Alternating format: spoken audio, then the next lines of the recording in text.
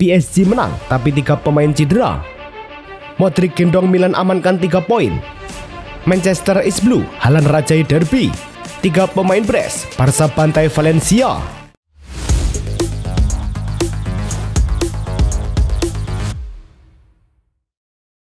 Halo Soccer Mania, kembali lagi di Blessing Soccer News. Kali ini kami sudah siapkan berita-berita terbaru seputar dunia sepak bola. Tentunya untuk kalian semua, selamat menyaksikan.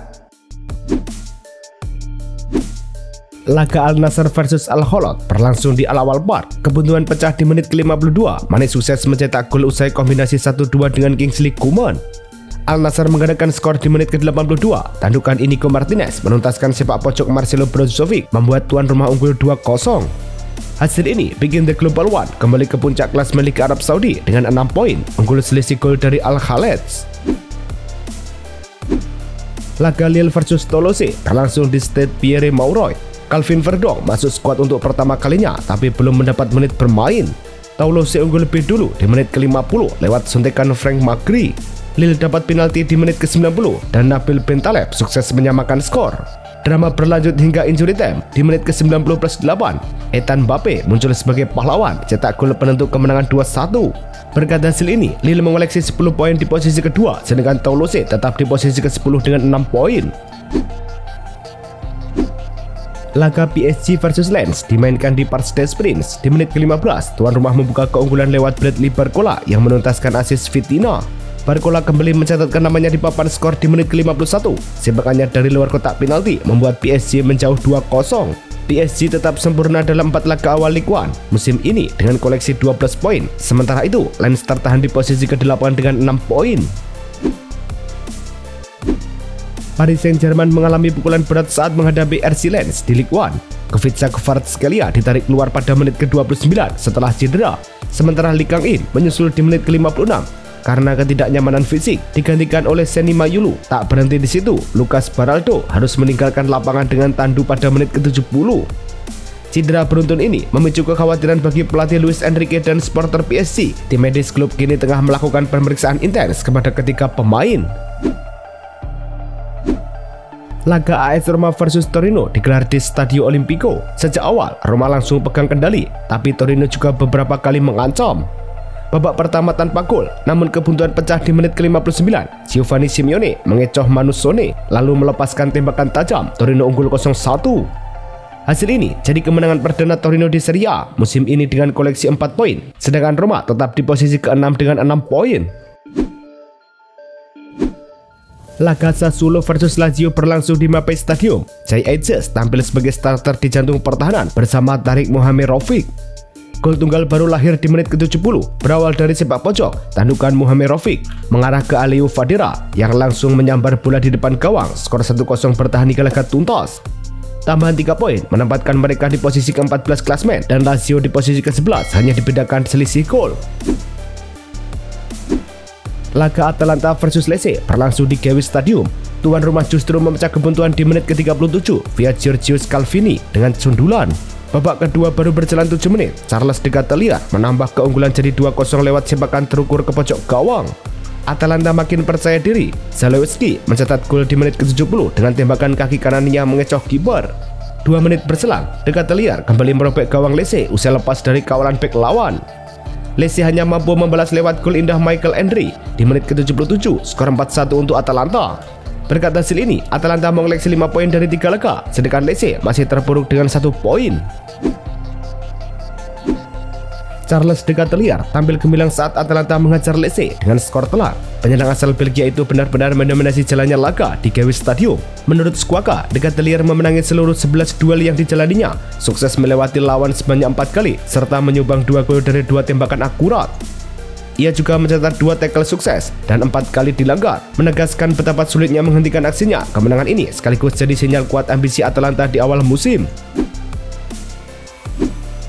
Laga AC Milan versus Bologna berlangsung di San Siro. Sejak menit awal, Rossoneri langsung mengancam. Gol baru tercipta di menit ke-61. Luka Modric melepaskan tembakan dari dalam kotak penalti yang akhirnya membawa Milan unggul 1-0. Milan sempat mendapat penalti setelah Nkunku dijatuhkan, namun VAR membatalkan keputusan itu. Protes keras Massimiliano Allegri berujung kartu merah. Milan meraih 6 poin dan naik ke posisi kelima klasmen, sementara Bologna tertahan di urutan ke-13 dengan 3 angka. Luka Modric berusia 40 tahun dan 5 hari menorehkan rekor baru sebagai penendang tertua yang mencetak gol di Serie A, melampaui catatan Nils Lidholm 38 tahun dan 169 hari yang dibuat sejak Maret 1961. Gol bersejarah itu terjadi saat Modric memperkuat AC Milan dalam kemenangan 1-0 atas Bologna. Gol itu bukan hanya memastikan 3 poin bagi Milan, tetapi juga menegaskan bahwa usianya tidak menghalanginya untuk terus berkontribusi secara signifikan dalam laga-laga puncak kompetisi. Laga Burnley versus Liverpool berlangsung di Turf Moor. Meski menguasai jalannya pertandingan, Liverpool kesulitan membongkar rapatnya pertahanan tuan rumah. Di injury time, Liverpool mendapat hadiah penalti usai handball pemain Burnley. Mohamed Salah maju sebagai eksekutor dan sukses mengubah skor menjadi 0-1. Kemenangan ini membuat Liverpool kukuh di puncak klasemen Liga Inggris dengan raihan 12 poin, sedangkan Burnley tetap di posisi ke-17 dengan 6 poin. Virgil van Dijk kembali menunjukkan dominasinya di udara dalam laga Premier League Liverpool melawan Burnley. Bek Belanda tersebut memenangkan semua duel udara yang diikutinya, 8 dari 8 duel udara. Catatan ini menjadi yang ketiga kalinya dalam karirnya di Anfield, setelah sebelumnya melakukannya melawan Watford pada 2018 dan West Ham pada 2023. Van Dijk kini mencatatkan tingkat keberhasilan duel udara tertinggi di liga musim ini dengan persentase 83,33% untuk pemain yang terlibat minimal 10 duel udara. Mohamed Salah terus memperkuat posisinya sebagai salah satu penyerang paling produktif di Premier League. Pemain asal Mesir itu sudah mengumpulkan 186 gol dan 88 assist dalam 293 pertandingan liga bersama Liverpool, menjumlahkan 274 peran langsung terhadap gol. Dari statistik tersebut, Salah kini unggul lebih dari 100 skor gol langsung dibandingkan pemain manapun sejak ia bergabung ke Liverpool. Salah juga menjadi pemain pertama yang terlibat dalam 20 gol di tahun 2025, lewat 14 gol dan 6 assist dalam 24 pertandingan. Liverpool kini menjadi tim pertama dalam sejarah Premier League yang meraih 4 kemenangan beruntun berkat gol penentu yang dicetak pada 10 menit terakhir atau lebih lambat.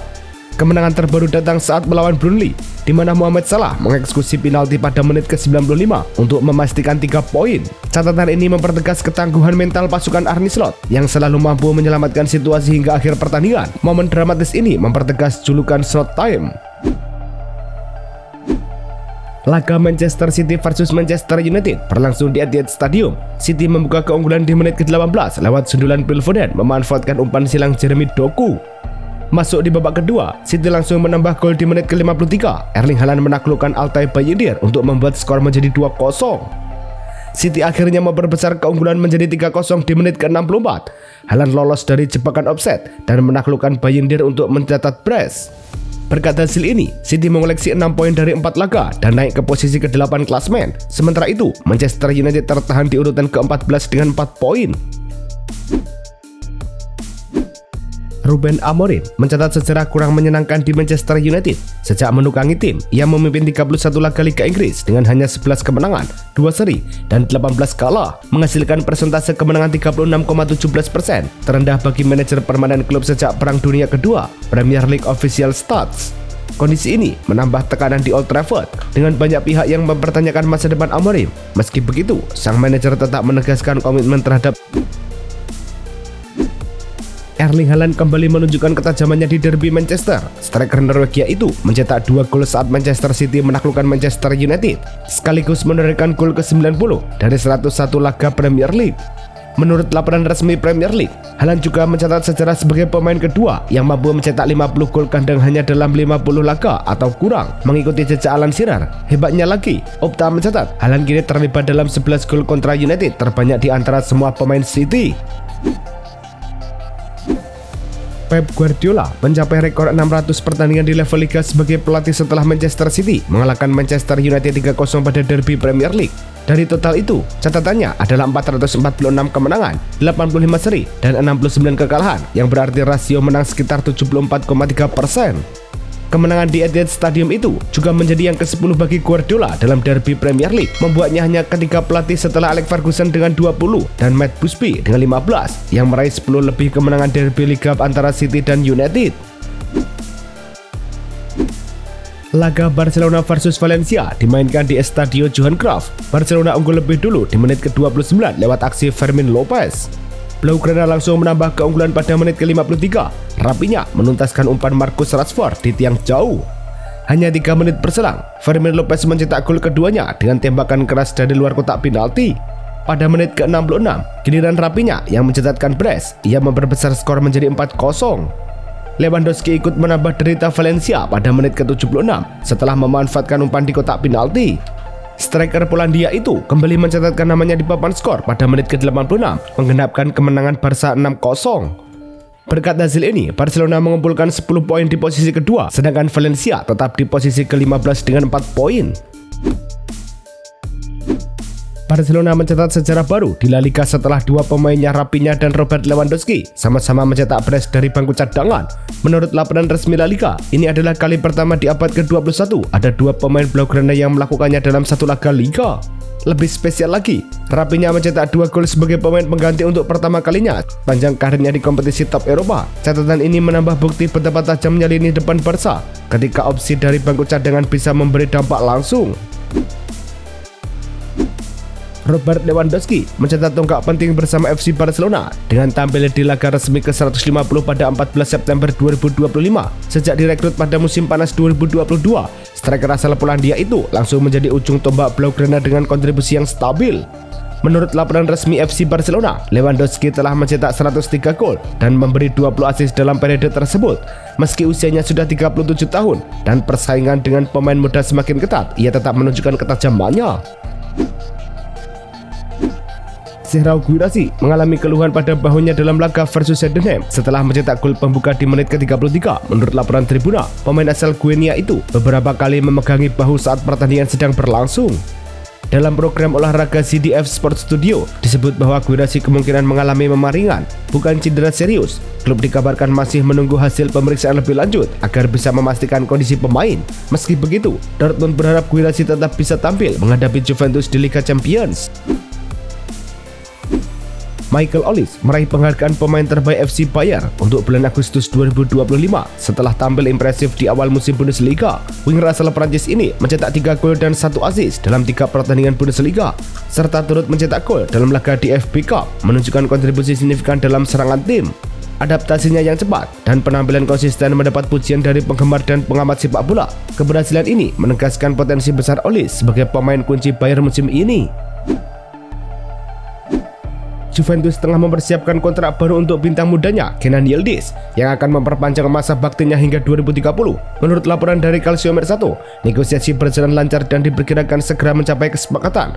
Kontrak baru ini juga akan disertai dengan peningkatan gaji signifikan, menjadikannya salah satu pemain dengan bayaran tertinggi di klub. Dengan kontrak baru ini, Juventus berharap dapat mempertahankan talenta muda berbakat mereka dan menghindari godaan tawaran dari klub-klub besar Eropa lainnya.